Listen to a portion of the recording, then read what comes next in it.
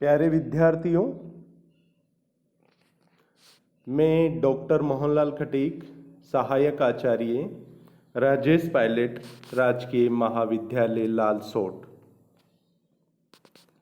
BA तृतीय वर्ष संस्कृत के प्रथम प्रश्न पत्र में हम सभी अध्ययन कर रहे थे श्रीमद् भगवद गीता का। और इस पाठ्यक्रम में आपके श्रीमद् भगवद गीता का दूसरा, तीसरा और चौथा अध्याय लिया गया है। तो दूसरे तीसरे अध्याय का अध्ययन पूर्ण कर लिया था और चौथे अध्याय का अध्ययन हमने 30वें श्लोक तक कर लिया था। आज हम इस श्रीमद् भगवद गीता के चौथे अध्याय का 31वें श्लोक का अध्ययन करेंगे। प्यारे विद्यार्थियों, आप सभी को मालूम है, पूर्व कक्षा में हम सभी ने पढ़ा था कि श्री कृष्ण अर्जुन को उपदेश दे रहे थे।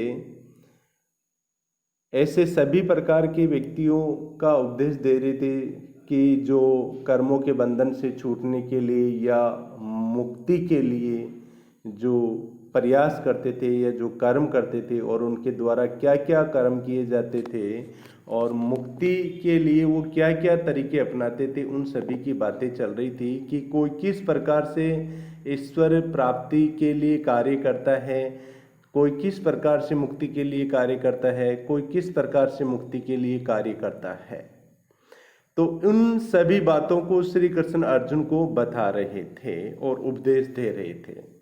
उनमें से उन्होंने एक प्रमुख बात जो हठ योग में समाधि अवस्था से भी वो बता रहे थे कि समाधि अवस्था में कोई व्यक्ति किस प्रकार से मुक्ति से या मुक्ति की इच्छा करता है, अर्थात वो हठ योग से समाधि में कैसे जाता है, समाधि में कैसे पहुंचता है। इन सभी बातों को वो श्री कृष्ण अर्जुन को उपदेश दे रहे थे और इसी में बता रहे थे प्राणायाम की क्रिया बता रहे थे, अर्थात प्राण अपान की क्रिया बता रहे थे और श्वास को रोकने की और छोड़ने की और लेने की बात भी उनका उपदेश दे रहे थे अर्जुन को कि ऐसे हठ योगी 3 प्रकार की क्रियाएं करके, यानी प्राणायाम से संबंधित 3 प्रकार की क्रियाएं करते हैं। और उनको बताया था उन्होंने 3 प्रकार की क्रियाएं कौन सी है, पूरक, कुंभक और रेचक। ये 3 प्रकार की प्राणायाम से संबंधित क्रिया करके और अपनी क्या है कि अपनी आयु को बढ़ा लेते हैं, ईश्वर के बारे में ज्ञान प्राप्त कर लेते हैं और मुक्ति को प्राप्त होते हैं। तो आज हम अगले श्लोक 31वें श्लोक का अध्ययन करेंगे और 31वें श्लोक में श्री कृष्ण अर्जुन को उपदेश देते हुए क्या कह रहे थे, या इससे पहले अपन पूर्व कक्षा में देखिए श्री कृष्ण ने क्या उपदेश दिया था अर्जुन को। अन्य कितने ही प्रशंसनीय व्रत करने वाले साधक जन द्रव्य संबंधी यज्ञ करने वाले हैं और कितने ही तप रूप यज्ञ करते हैं, तथा दूसरे कितने ही योग यज्ञ करने वाले व अन्य कितने ही स्वाध्याय रूप ज्ञान यज्ञ करने वाले हैं। अर्थात सभी अलग अलग मुक्ति के लिए तरीके अपनाते हैं और उन सभी को श्री कृष्ण ने क्या नाम दिया है, यज्ञ का नाम दिया है। जैसे कि यहाँ पे आया भी है, आपको पता है, योग यज्ञ, ज्ञान यज्ञ, तप यज्ञ, कर्म यज्ञ, ये ऐसे नाम आए हैं। तो आगे श्री कृष्ण फिर कह रहे थे अर्जुन को कि प्राणायाम में संलग्न अन्य कितने ही साधक जन अपान में प्राण का पूरक करके प्राण और अपान की गति को रोककर और फिर प्राण में अपान का हवन करते हैं, तथा अन्य नियमित आहार वाले प्राणों में प्राणों का हवन किया करते हैं। ये सभी साधक यज्ञों के द्वारा पाप नाश करने वाले एवं यज्ञ के जानने वाले होते हैं। अब आज हम 31वें श्लोक का अध्ययन करते हैं और 31वें श्लोक में श्री कृष्ण अर्जुन को उपदेश देते हुए क्या कह रहे हैं, यज्ञे शिष्ट अमृत भुजो यान्ति ब्रह्म सनातनम नायम लोकोऽस्ति यज्ञस्य कुतो अन्य कुरुषतम। अर्थात हे कुरुश्रेष्ठ अर्जुन, हे कुरुश्रेष्ठ अर्जुन, अर्थात हे कुरुवंश में श्रेष्ठ अर्जुन, यज्ञ शिष्टा अमृत भुज है, अर्थात यज्ञ से अवशिष्ट यज्ञ से यज्ञशिष्ट अर्थात यज्ञ से अवशिष्ट, अमृत भुज है अर्थात अमृत तुल्य पदार्थ का उपभोग करने वाला, अर्थात यज्ञ से अवशिष्ट बचे अमृत तुल्य पदार्थ का उपभोग करने वाला। आप सभी को पता है कि अब यहाँ पे यज्ञ की जो बात चल रही है वो यज्ञ वो आ गया जो यज्ञ वेदी बना करके अग्नि प्रज्वलित करके और अग्नि में होम आदि जो द्रव्य पदार्थ दिए जाते हैं। तो श्री कृष्ण कह रहे हैं कि कोई यज्ञ जो होता है और यज्ञ करने के बाद में कोई अवशिष्ट पदार्थ है, उसमें यज्ञ करने के पश्चात जो अवशिष्ट पदार्थ होते हैं उन पदार्थों का अगर कोई व्यक्ति प्रसाद के तुल्य या अमृत के तुल्य उपभोग करता है, अमृत के तुल्य उपभोग करता है, या जो उन पदार्थों का यज्ञ करने के पश्चात अवशिष्ट बचे पदार्थों का अमृत के तुल्य उपभोग करने वाला जो व्यक्ति है वह सनातनम ब्रह्म यान्ति, अर्थात सनातनम ब्रह्म यान्ति अर्थात सनातन परमेश्वर को प्राप्त करता है, या ऐसे व्यक्ति सनातन परमेश्वर को प्राप्त करते हैं। अब यहाँ पे देखिए जो ब्रह्म शब्द आया है वह परमेश्वर का वाचक है, और परमेश्वर कैसा है? सनातन, अर्थात जो हमेशा रहने वाला है। सनातन जो हमेशा रहने वाला है, सभी देशों में रहने वाला है, सभी कालों में जो रहने वाला है वह सनातन कहलाता है। तो सनातन ब्रह्म अर्थात सनातन परमेश्वर को प्राप्त करते हैं। कौन प्राप्त करते हैं? जो यज्ञ में अवशिष्ट बचे हुए पदार्थों का अमृत तुल्य उपभोग करने वाले हैं, वो क्या करते हैं? सनातन परमेश्वर को प्राप्त करते हैं। अयम लोक है, और जो ये लोक है, अयम लोक है, ये जो संसार है, यह जो लोक है, अयज्ञस्य न अस्ति, अर्थात अयज्ञस्य अर्थात जो यज्ञ नहीं करने वाला होता है, जो यज्ञ नहीं करता है उसके लिए न अस्ति अर्थात उसके लिए मंगलदायक या सुखकर नहीं होता है। यह जो संसार है उसके लिए सुखकर या मंगलदायक किसके लिए नहीं होता है? यह जो व्यक्ति यज्ञ नहीं करता है उसके लिए यह संसार सुखदायक या मंगलदायक नहीं होता है। अन्य कुतः दूसरा परलोक तो कैसे सुखकारक होगा या मंगलदायक होगा? किसके लिए? जो यज्ञ नहीं करता है, जो यज्ञ नहीं करता है। तो प्यारे विद्यार्थियों, इसमें अगर अपन देखिए व्याकरणात्मक टिप्पणी देखिए तो यज्ञ शिष्टा अमृत भुज है जो शब्द है ये प्रथमा का बहुवचन है, और यान्ति जो क्रिया है प्रथम पुरुष का बहुवचन है। या गतौ धातु है, या धातु का अर्थ होता है जाना, और ये प्रथम पुरुष लट लकार और बहुवचन रूप है।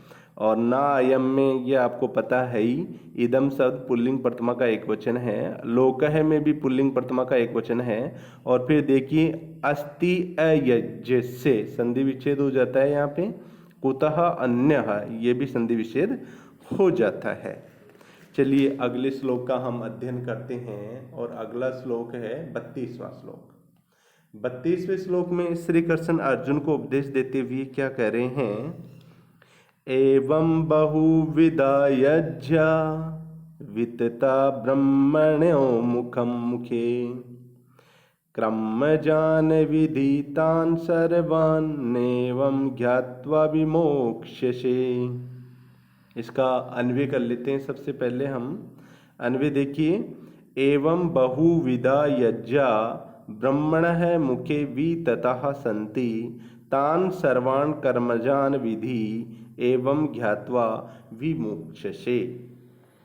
एवं अर्थात इस प्रकार से, एवं अर्थात इस प्रकार से, यानी जो पूर्व में श्री कृष्ण ने बात बता दी गई, श्री कृष्ण ने बात बताई है उसके लिए बोल रहे हैं। एवं अर्थात इस प्रकार से, बहुविधा अर्थात बहुत प्रकार के, यज्ञ अर्थात यज्ञ, यानी बहुत प्रकार के यज्ञ ब्रह्मणः मुखे अर्थात ब्रह्मा के मुख में, ब्रह्मणः मुखे अर्थात ब्रह्मा के मुख में। अब यहाँ पे बात ये आती है कि ब्रह्मा का मुख क्या है, तो यहाँ पे मैं आपको बता दूं कि ब्रह्मा का मुख है वेद, अर्थात वेदों को ही ब्रह्मा कहा गया है। और वो ब्रह्मा का मुख क्या हो गया, वेद हो गए। जो वेद शास्त्र है उनको क्या कहा जाता है, ब्रह्मा का मुख कहा जाता है। तो ये सारे जो वेद शास्त्र है वो क्या हो गए, ब्रह्मा के मुख हो गए। तो ब्रह्मणः मुखे वितताः सन्ति, अर्थात ब्रह्मा के मुख में वितताः सन्ति अर्थात विस्तार से वर्णित किए गए हैं, विस्तार से वर्णित किए गए हैं।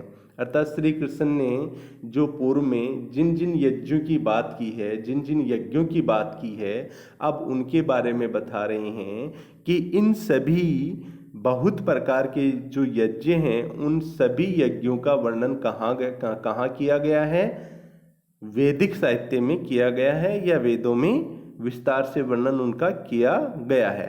तान सर्वान कर्मजान विधि, अर्थात उन सभी यज्ञों को, वो सभी जो यज्ञ हैं उन सभी यज्ञों को किस प्रकार का जानो, कर्मजान अर्थात कर्म से उत्पन्न हुआ तुम, विधि अर्थात जानो। उन सभी यज्ञों को, तान सर्वान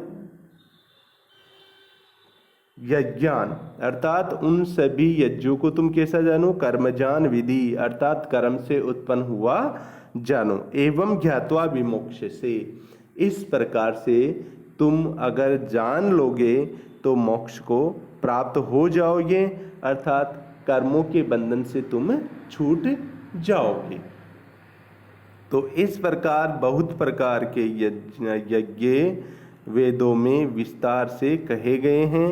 उन सभी वेदों को कर्म से उत्पन्न हुआ तुम जानो, और इस प्रकार से तुम जान करके कर्मों के बंधन से छूट जाओगे या मुक्त हो जाओगे। अब इस श्लोक में अगर अपन देखिए व्याकरणात्मक टिप्पणी में, तो देखिए यज्ञ में बहुवचन है, वितता में भी बहुवचन है, और वितता आपका देखिए वि उपसर्ग पूर्वक तनु जो धातु है विस्तार के अर्थ में, उससे तय प्रत्यय लगा हुआ है, और फिर प्रथमा का बहुवचन है, प्रथमा का बहुवचन। ब्रह्मण है जो शब्द आया है, ब्रह्मण शब्द ब्रह्म शब्द से षष्ठी का एक वचन आया है यहाँ पे। कर्मजान में द्वितीय का बहुवचन है, तान में भी द्वितीय का बहुवचन है, और सर्वान में भी द्वितीय का बहुवचन आया है। और अगर आप आगे देखिए ज्ञात्वा जो शब्द है, ज्ञा धातु से त्वा पढ़ते हैं, ज्ञा धातु से कौन सा पढ़ते हैं, त्वा पढ़ते हैं। और विमोक्षस्य में वी उपसर्ग पूर्वक मुच धातु है, फिर लट लकार मध्यम पुरुष और एक वचन आया है। तो यहाँ पे श्री कृष्ण बता रहे हैं कि यज्ञ के विषय में पूर्ण जानकारी प्राप्त करने से और उसके संपादन से सर्वविध सुख समृद्धि प्राप्त होती है, मनुष्य कर्म बंधन से भी छूट जाता है। चलिए अगले श्लोक का अध्ययन हम करते हैं। 33वां श्लोक है, और 33वें श्लोक में श्री कृष्ण अर्जुन को उपदेश देते हुए क्या कह रहे हैं, श्रेयान धर्व्यम मया यज्ञात् ज्ञान यज्ञ परंतपः सर्वं कर्माखिलं पार्थ ज्ञाने परिसमाप्यते। परंतप द्रव्यमयात यज्ञात ज्ञान यज्ञे श्रेयान पार्थ सर्वं कर्म अखिलम ज्ञाने परिसमाप्यते। इसका अन्वय है, परंतप द्रव्यमयात यज्ञात ज्ञान यज्ञे श्रेयान, हे पार्थ सर्वं कर्म अखिलम ज्ञाने परिसमाप्यते। श्री कृष्ण इसमें कह रहे हैं परंतप है, हे शत्रुओं को तपाने वाले या शत्रुओं को हराने वाले अर्जुन, द्रव्यमयात यानी द्रव्यमयात यज्ञात अर्थात द्रव्यमय यज्ञ से, अर्थात द्रव्य से संबंधित यज्ञ से, ज्ञान यज्ञ है अर्थात ज्ञान रूप यज्ञ, श्रेयान अर्थात श्रेष्ठ है, श्री कृष्ण अर्जुन को कह रहे हैं कि हे अर्जुन, द्रव्यमय यज्ञ से ज्ञान रूप यज्ञ श्रेष्ठ है।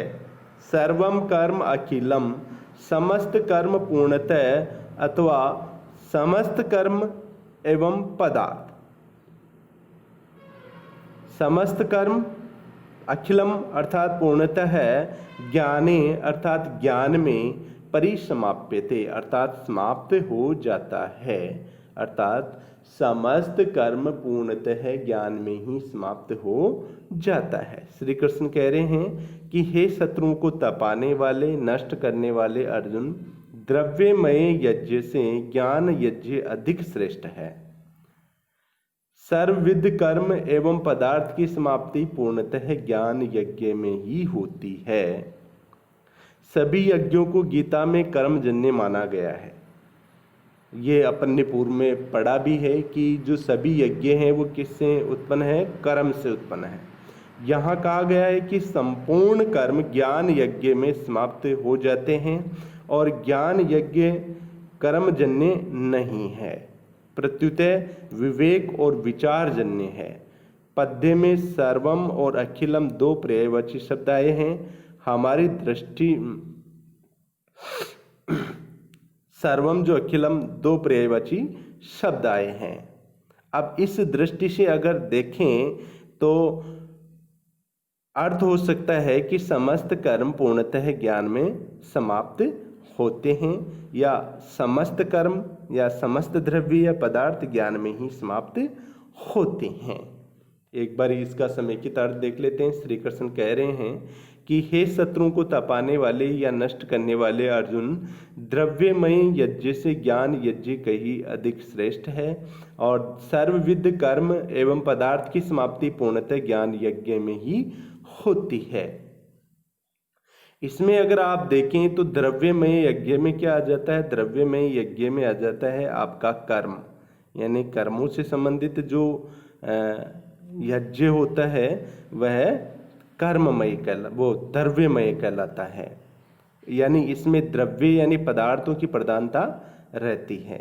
और श्री कृष्ण ने कहा है कि इसकी समाप्ति कहाँ होती है? इसकी समाप्ति होती है ज्ञान यज्ञ में, इसकी समाप्ति होती है।